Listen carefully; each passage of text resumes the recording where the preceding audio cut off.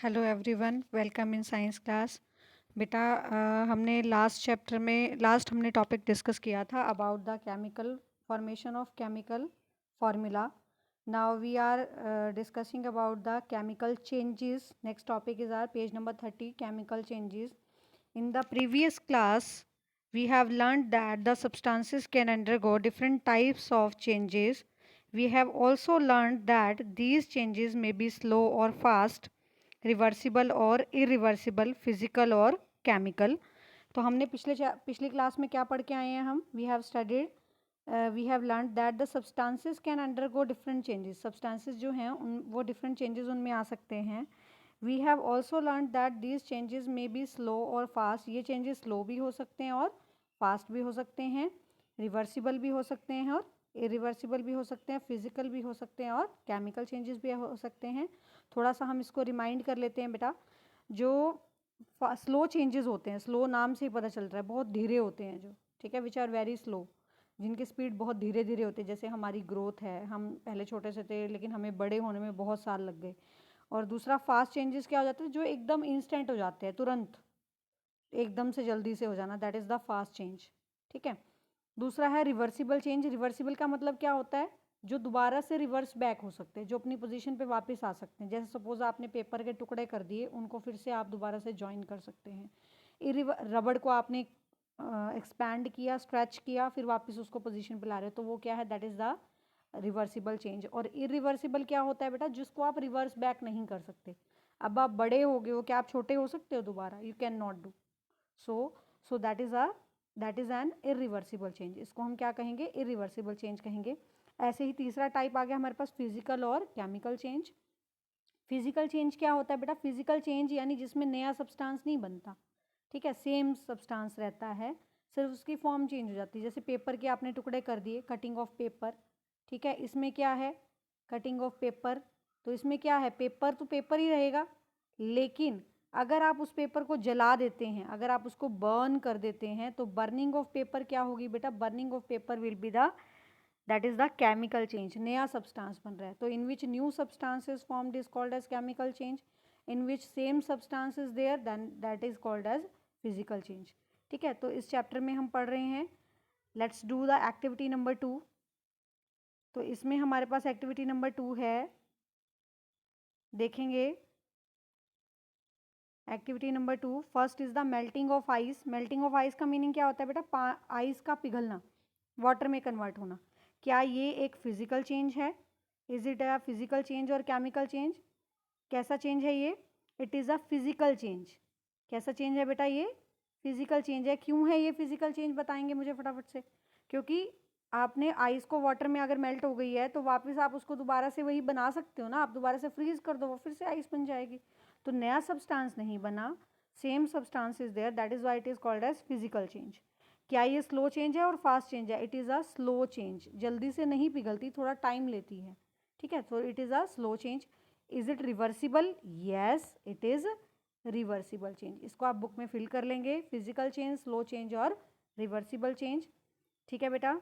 Next इसके बाद आता है हमारे पास बर्निंग ऑफ कैंडल। आप कैंडल को जलाते हैं, तो फिजिकल चेंज है या केमिकल चेंज है? देखो, आप कैंडल को जलाते हैं, क्या आप कैंडल वापस आपको मिलती है? नया सब्सटेंस बन गया, कैंडल जल रही है, धुआं निकल रहा है, गैसेस निकल रही हैं, तो new substance is formed, so it is a chemical change. कैसा चेंज है ये? केमिकल चेंज है। स्लो चेंज है या फास्ट चेंज है? बर्निंग ऑफ कैंडल कैसा चेंज है? It is a fast change, क्योंकि जल रही है, ठीक है, फास्ट चेंज हो रहा है, स्पीडली जलती है, फ्लेम प्रोड्यूस कर रही है। तीसरा आता है हमारे पास रिवर्सिबल है या इरिवर्सिबल है? It is irreversible change. इसको इरिवर्सिबल बेटा क्यों कहते हैं? क्योंकि दोबारा आपको कैंडल नहीं मिलेगी। एक बार जो कैंडल जल गई तो जल गई, दोबारा नहीं मिलेगी। सो it is irreversible change which can not be reversed back. ठीक है। उसके बाद आता है हमारे पास कर्डलिंग ऑफ मिल्क, दूध का दही बनना, ठीक है। दूध से दही बन जाती है, तो नया सब्सटेंस बन गया। तो नया सब्सटेंस बन गया, दूध की अलग प्रॉपर्टी है, दही की अलग प्रॉपर्टी है, सो it is a chemical change. कैसा चेंज है ये? केमिकल चेंज है। स्लो है, फास्ट है? It is a slow change, धीरे धीरे होता है। रात को अपनी आपकी मम्मा जमा के दूध को रखती हैं, तो सुबह तक वो बनता है, एकदम से तो नहीं हो जाता, इंस्टेंट नहीं होता। सो it is a slow change, इसमें आप फिल करेंगे। और लास्ट हमारे पास क्या है? क्या ये रिवर्सिबल है या इरिवर्सिबल चेंज है? It is irreversible. कैसा चेंज है ये? इरिवर्सिबल। क्यों बोला हमने इसको इरिवर्सिबल? क्योंकि दोबारा से दही को आप दूध में कन्वर्ट नहीं कर सकते, ठीक है ना। सो it is irreversible change. Next हमारे पास आता है ब्रेकिंग ऑफ ग्लास, कांच का टूटना। तो ये क्या है? एक फिजिकल चेंज है, नया सब्सटेंस तो नहीं बन रहा, कांच के टुकड़े हो रहे हैं, तो it is a physical change. ये एक फास्ट चेंज है, कोई भी ग्लास है वो फटाफट से नीचे गिर गया तो वो टूट गया, it is a fast change. ये रिवर्सिबल है या इरिवर्सिबल है? इट इज़ रिवर्सिबल, क्योंकि जो कांच का टुकड़ा टूट गया उसको आप रिवर्स कर सकते हैं। कैसे? आपको पता है, कांच इकट्ठा करने वाले आते हैं, फिर उसको वो मेल्ट करते हैं, उससे नई चीज़ें और बनाते हैं। So it is reversible change. Clear बेटा? उसके बाद हमारे पास आता है we have already learn that in physical change the substance may undergo a change in its physical state. सिर्फ फिजिकल स्टेट चेंज होती है, बट जो शेप, साइज, कलर वगैरह चेंज हो सकता है, लेकिन इसकी जो प्रॉपर्टीज़ हैं वो चेंज नहीं होती। किसमें? फिजिकल चेंज में। केमिकल चेंज में क्या होता है? A substance changes into another substance. एक सब्सटेंस दूसरे सब्सटेंस में चेंज होता है जब सब्सटेंसेस को मिक्स किया जाता है अप्रोप्रिएट अमाउंट में, ठीक है, तो उससे क्या होगा? केमिकल चेंज होता है, नया सब्सटेंस बन जाता है। जैसे दूध से दही बन गई, तो दूध से दही बन गई, so that is a chemical change. दही जो है वो नया सब्सटेंस है, that is a chemical change. उसके बाद आता है हमारे पास for example when iron come in contact. जब लोहे के ऊपर मॉइस्चर लगता है, एयर लगती है, तो उसके ऊपर जंग लग जाता है, इट गेट रस्टेड, रस्ट हो जाती है उस पर। Copper articles get coated with green substance. आपने घर में देखी होगी तांबे की लुटिया, कॉपर की लुटिया होती है, उसके अंदर ग्रीन ग्रीन कलर की कोटिंग आ जाती है, ठीक है। कब? जब उसको एयर में हम ऐसे रख देते हैं खुले में, तो मॉइस्चर की वजह से उसमें ग्रीन कलर की कोटिंग आ जाती है। तो ये क्या है? That is a chemical change. इसी तरह से जब आप लकड़ी को जलाते हो तो क्या होता है? धुआं निकलता है, ऐश निकलती है, कार्बन डाइऑक्साइड गैस निकलती है, सो that is a chemical change. ये सब क्या है बेटा? एक केमिकल चेंज है। और इन सब चेंजेस में क्या होता है? Once substance changes into another substance, एक सब्सटेंस से दूसरा सब्सटेंस बनता है, तो उस टाइप की रिएक्शन को क्या बोलते हैं? This reaction is known as chemical reaction. So what is a chemical reaction? The reaction in which new substance with the different properties is formed is called as chemical reaction. ठीक है बेटा? अब जो substances में chemical reaction होती है उनको क्या बोलते हैं? रिएक्टेंट। जैसे दूध से दही बन रही है, तो दूध क्या है? मिल्क क्या है? That is a reactant. और बन क्या रहा है? जो नया सब्सटेंस बनता है उसको क्या बोलेंगे? That is called as product. क्या बोलेंगे बेटा उसे हम? प्रोडक्ट। तो the substances which undergo chemical change, जिनमें केमिकल चेंज आता है उसको रिएक्टेंट कहते हैं, और जो नया सब्सटेंस बनता है उसको क्या बोलते हैं? That is called as product. ठीक है बेटा? नेक्स्ट हम डिस्कस करते हैं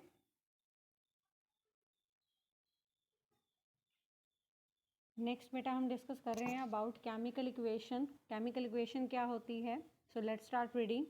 we have learned about that the chemical substances can be represented by appropriate symbols. जो केमिकल सब्सटेंसेस हैं इनको हम सिंबल से रिप्रेजेंट करते हैं। कल हमने सिंबल्स किए थे बेटा। So a chemical reaction occurring between different substances, chemical reaction different substances में होती है, that can also be represented by using appropriate symbol and formula। और इस तरह से हम केमिकल रिएक्शन जो कि हो रही है डिफरेंट सब्सटेंसेस के बीच में, उसको भी हम प्रॉपर सिंबल्स की फॉर्म में शो कर सकते हैं। The representation of a chemical reaction using symbol and formula of a substance involve in the chemical reaction is called as chemical equation. Chemical equation क्या होती है बेटा? जब हम किसी केमिकल रिएक्शन को प्रेजेंट करते हैं सिंबल की फॉर्म में। जैसे सपोज हम ले लेते हैं कार्बन प्लस साथ में हमने डाल दिया ऑक्सीजन, ठीक है। कार्बन और ऑक्सीजन मिलके क्या बनाते हैं? They form carbon dioxide. तो ये क्या है? This is a chemical representation of chemical reaction. So this is called as chemical equation. What is chemical equation? जब हम किसी केमिकल रिएक्शन को सिंबल की फॉर्म में प्रेजेंट करते हैं, जिसमें हमने रिएक्टेंट लिए, एक कार्बन हो गया, दूसरा रिएक्टेंट हो गया ऑक्सीजन, और फिर मिलके हमने जो बना उसको हम क्या कहते हैं? That is called as product. तो कार्बन और ऑक्सीजन मिलके क्या बना रहे? They are forming the products. So this is called as chemical equation. What is chemical equation? Definition बेटा मार्क करेंगे इसके अंदर। So mark the definition here. The representation of a chemical reaction using symbol and formula of substance is called as chemical equation। जब आप chemical reaction को symbol और formula की help से शो करते हैं एक लाइन के अंदर, उसको क्या बोलते हैं, that is called as chemical equation. When we write a chemical equation we put the symbols of the reactant on the left hand side. आप रिएक्टेंट के सिंबल को लेफ्ट हैंड साइड में रखते हैं और प्रोडक्ट के सिंबल को आप राइट हैंड साइड में रखते हैं, ठीक है। So we write the reactant on the left hand side and the product on the right hand side separated by an arrow. बीच में क्या लगाते हैं हम, एक एरो लगाते हैं, दिखाई दे रहा है ना आपको, दिस इज एरो, ठीक है। And arrow is put between them. जैसे अभी मैंने बताया था कार्बन प्लस ऑक्सीजन, ये क्या है बेटा, रिएक्टेंट हैं। इनसे क्या बन रहा है, CO2, that is carbon dioxide. तो ये रिएक्टेंट हो गया, ये रिएक्टेंट हो गया। रिएक्टेंट हमने लेफ्ट हैंड साइड में रखी, ये लेफ्ट हैंड साइड होगी ना बेटा, दिस इज LHS, ठीक है। और जो बन रहा है वो क्या है, प्रोडक्ट है। ये कौन सी साइड में, दिस इज द RHS यानी राइट हैंड साइड, ठीक है। दोनों के बीच में क्या प्रेजेंट है, both are separated by an arrow, बीच में एक एरो है। So this is the representation of a chemical equation, ठीक है बेटा, नोट डाउन करेंगे। नेक्स्ट इसके बाद हमारे पास आता है the physical state of reactant and product is written. Written कर राइट कर देते हैं हम फिजिकल स्टेट। फिजिकल स्टेट मतलब किस फॉर्म में है वो, जो रिएक्टेंट है वो सॉलिड है, लिक्विड है या गैस है, और जो प्रोडक्ट है वो भी सॉलिड है, लिक्विड है या गैस है, वो हम इसके ब्रैकेट में फिजिकल स्टेट इसकी शो कर देते हैं। So the physical state of the reactant, physical state of the reactant and the product is written in the bracket. इसको ब्रैकेट में लिखते हैं। जैसे सपोज कार्बन के ब्रैकेट में क्या लिखा है, सॉलिड, ऑक्सीजन के ब्रैकेट में क्या लिखा है, गैस, और जो बन रहा है कार्बन डाइऑक्साइड, ये भी ब्रैकेट में क्या लिखा है, G for the gas. S solid के लिए, जी गैस के लिए। तो हमेशा जो इसकी स्टेट है उसको आप किस फॉर्म में लिखते हैं, you can write it in the form of solid और गैस। क्लियर बेटा। इसके बाद नेक्स्ट हमारे पास आता है the letter S is use to denote solid. ये गिवन है आपके पास, S के लिए S हम सॉलिड के लिए लिखते हैं, L फॉर लिक्विड, लिक्विड के लिए L लिखते हैं, G फॉर गैस। और एक्वस AQ का मतलब क्या होता है, एक्वस। एक्वस का मीनिंग क्या होता है, एक्वस मतलब जब हम किसी सब्सटेंस को वाटर में ऐड कर देते हैं, when the solution of substance is taken in water, यानी एक्वस सॉल्यूशन में घोल दिया गया। जैसे सपोज चीनी को आपने पानी में घोल दिया, तो चीनी का एक्वस सॉल्यूशन क्या है, वो शुगर सिरप है ना। सो एक्वस सॉल्यूशन क्या है, when substance is solution of substance in the water is taken. For example when carbon and oxygen react with each other, जब कार्बन ऑक्सीजन रिएक्ट करते हैं, carbon dioxide gas is formed as a product, carbon dioxide gas बनती है। This reaction is represented as carbon plus oxygen. Carbon के bracket में हमने solid लिखा है, ऑक्सीजन में गैस, और कार्बन डाइऑक्साइड गैस जो बन रही है ये आपका क्या है, दैट इज द प्रोडक्ट। तो ये इसके ब्रैकेट में हम क्या लिखेंगे, गैस अगेन। ओके बेटा, नेक्स्ट हम डिस्कस करते हैं next topic. Let us do balancing of chemical equation. Balancing का मतलब क्या होता है, बैलेंस करना, मतलब जो लेफ्ट हैंड साइड में है उसको राइट हैंड साइड में बैलेंस करना, ठीक है। देखो बेटा, बैलेंसिंग का मतलब क्या होता है, अ chemical equation should be balanced. Chemical equation को बैलेंस करना बहुत ज़रूरी होता है, ठीक है। A balance chemical equation is that in which the number of atom on the reactant element, ठीक है, each element on the same should be same on both the sides of equation. Equation के दोनों side में, ये क्या है, reactant side, ये क्या है, प्रोडक्ट साइड। तो रिएक्टेंट साइड में जितने एटम होने चाहिए उतने कहाँ होने चाहिए, प्रोडक्ट साइड में। अब देखते हैं, हाइड्रोजन है, हाइड्रोजन के पास कितने एटम हैं, 2 एटम्स हैं। ऑक्सीजन के पास कितने एटम हैं, 2 एटम्स हैं।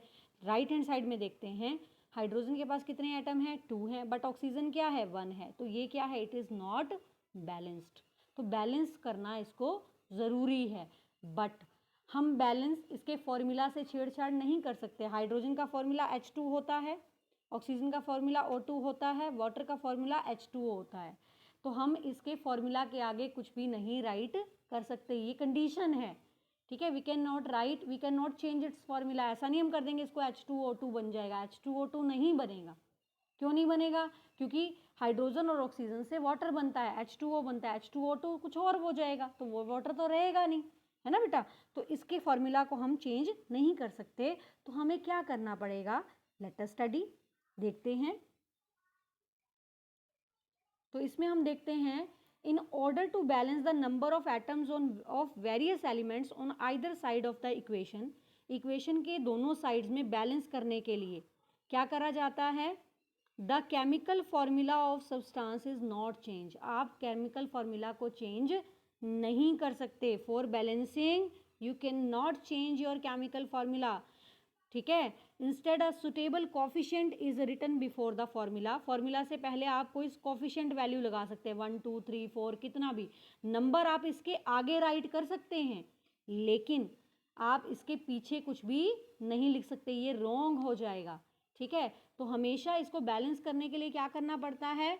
We can not change the chemical formula. हम केमिकल फार्मूला को चेंज नहीं कर सकते हैं, बट एक सुटेबल कॉफिशिएंट नंबर को इसके आगे राइट कर सकते हैं. For example, reaction between hydrogen and oxygen gas give water. Hydrogen और ऑक्सीजन से हमें क्या मिलता है? वाटर मिलता है. ठीक है. But this is not balanced. अभी मैंने आपको बताया यहाँ 2 हाइड्रोजन है, 2 ऑक्सीजन है, लेकिन प्रोडक्ट में 2 हाइड्रोजन और 1 ऑक्सीजन है, तो ये बैलेंस नहीं है. Let's balance is. क्या करना पड़ेगा हमें? देखो, इसको बैलेंस करने के लिए here the number of oxygen atom is not same. यहाँ पे ऑक्सीजन का एटम का नंबर सेम नहीं है. To make their number the same, इनको सेम नंबर पे लाने के लिए the coefficient 2 is written with the formula of water. अब हम वाटर के आगे क्या कर देते हैं? हमारे को पता है यहाँ कितने ऑक्सीजन है बेटा? 2. यहाँ कितने ऑक्सीजन है? यहाँ 1 है. तो इसके आगे हम क्या कर देते हैं? 1 मिनट देखेंगे बेटा, यहाँ पे देखेंगे. See here is hydrogen 2, oxygen 2. यहाँ पे हाइड्रोजन 2 है, ऑक्सीजन कितने हैं? 1 है. तो इसका फॉर्मूला तो हम नहीं चेंज कर सकते, तो हम क्या लगा सकते हैं? इसके आगे हम 2 राइट कर सकते हैं. ठीक है. क्या राइट कर सकते हैं? इसके आगे हम 2 राइट कर सकते हैं. यहाँ पे हमने 2 राइट कर दिया. इससे क्या हुआ? फॉर्मूला तो चेंज नहीं हुआ, यानी वाटर के 2 मॉलिक्यूल बन गए. ठीक है. 2H2O बन गए. हमने 2 इसके अंदर लगा दिए. ठीक है. अब हम क्या देखेंगे? अब हम राइट हैंड साइड में देखते हैं. यहाँ हाइड्रोजन देखो कितने हो गए? अब 2 2 जा 4. हाइड्रोजन यहाँ 4 हो गए. हाइड्रोजन कितने हो गए? यहाँ पे 4 हो गए. ऑक्सीजन कितने हो गए? ऑक्सीजन यहाँ पे क्यों हो गए? 2 हो गए. ठीक है. हाइड्रोजन 4 हो गए, ऑक्सीजन 2 हो गए. ऑक्सीजन तो बैलेंस हो गए, लेकिन हाइड्रोजन क्या हो गया? हाइड्रोजन तो डबल हो गए. अब हम इसको बैलेंस करने के लिए क्या करेंगे? अब हम लेफ्ट हैंड साइड पे चलेंगे और इसके आगे भी क्या लगा देंगे? 2 लगा देंगे. ठीक है बेटा. दोबारा से बताती हूँ. पहले आप लेफ्ट हैंड साइड में चेक करिए, राइट हैंड साइड में चेक करिए. लेफ्ट हैंड साइड में हमने देखा ऑक्सीजन के पास 2 ऑक्सीजन 2 हैं, राइट हैंड साइड में ऑक्सीजन 1 है. तो हम इसके फॉर्मूला को चेंज नहीं कर सकते. हम इसको 2 से मल्टीप्लाई करें, 2 आगे रख देते हैं हम इसके राइट हैंड साइड में. ठीक है. उसके बाद हम लेफ्ट हैंड साइड में हाइड्रोजन को बैलेंस कर लेंगे. जैसे सपोज इट इज़ गिवन, ये दिया भी हुआ है, the number of oxygen atom is not same on the both sides of the equation. To make their number the same the coefficient 2 is written. Coefficient 2 हम write कर देते हैं with the formula water on the right hand side of the equation. Right hand side में हम यहाँ पे 2 right कर देते हैं, तभी तो यहाँ पे 2 आ गया. ठीक है. अब क्या हुआ? Now we need to balance the number of hydrogen atom. Oxygen तो बैलेंस हो गए, बट हाइड्रोजन को बैलेंस करना पड़ेगा. यहाँ पे आपने क्या करा? हाइड्रोजन को 2 से मल्टीप्लाई कर दिया, यानी 2 इसके आगे राइट कर दिया लेफ्ट हैंड साइड में. ठीक है. और इस तरह से ये बैलेंसिंग होती है. ओके बेटा. नेक्स्ट है इसके बाद हमारे पास we can also give the example. ये देखिए, एक और एग्जाम्पल हमारे पास गिवन है. Let's also balance it. इसको भी हम बैलेंस कर लेते हैं. सपोज ये आपको दिया हुआ है Na प्लस, इस इक्वेशन को हम बैलेंस करते हैं. This is Na. ठीक है. प्लस साथ में हमने ले लिया, क्या लिया हमने?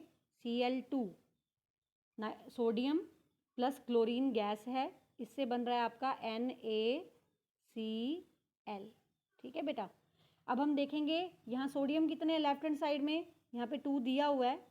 2 सोडियम है, 2 क्लोरीन है. क्लोरीन के 2 दिया हुआ है ना, देखो 2 क्लोरीन है, 2 सोडियम है. राइट हैंड साइड में सोडियम 1 है और क्लोरीन कितने हैं? 1 है. तो हम क्या करेंगे? सिंपली हम इसको 2 से आगे इसके 2 राइट कर देंगे. तो ये हमारे पास बैलेंसिंग हो गई. NaCl बन गया. ऐसे ही हम अगला भी ले सकते हैं. Suppose we can take the example, another example we can take. This is the example H2SO4. Plus साथ में है NaOH, ठीक है बेटा। और बन क्या रहा है, Na2SO4 प्लस साथ में क्या बन रहा है 2H2O, ठीक है। अब हम क्या करेंगे, देखो इसमें हाइड्रोजन लेफ्ट हैंड साइड में कितने हैं 2, सल्फर कितना है 1, ऑक्सीजन कितने हैं 4 और 1 5 हो गए। राइट हैंड साइड में भी देखते हैं। अब क्या करेंगे, ये जो सोडियम है ना, यहाँ सोडियम कितने हैं, यहाँ सोडियम 1 ही है, ठीक है, लेकिन यहाँ सोडियम कितने हैं 2 है, तो हम इसको क्या करते हैं 2 से मल्टीप्लाई करते हैं, 2 इसके आगे लिख देते हैं, तो ये बन जाएगा Na2SO4 और दूसरा क्या बन जाएगा H2O। इस तरह से हम इसको बैलेंस कर सकते हैं, ठीक है। तो हम बैलेंसिंग के लिए मैं आपके पास एक वीडियो और सेंड करूंगी, बैलेंसिंग आप उसमें देखेंगे, ठीक है। तब तक आप इतना ही रीड करिए, आज के लिए इतना ही। हम नेक्स्ट लेक्चर में बेटा डिस्कस करेंगे। Till then take care, stay safe, stay home, have a nice day बेटा।